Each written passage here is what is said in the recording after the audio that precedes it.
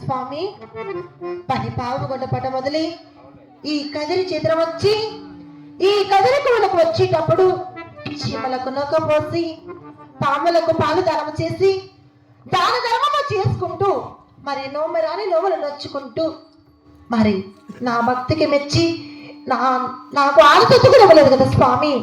ఏమైనా కానీ 7 మంది గారని లక్ష్మీ నరసింహ స్వామిని నా మనసులో ఒక్కసారి వేడుకున్నా. వైకుంఠవాసుడా కాపాడరా భీమయ్యా, మూల శ్రీరమణ కరుణించరా భీమయ్యా,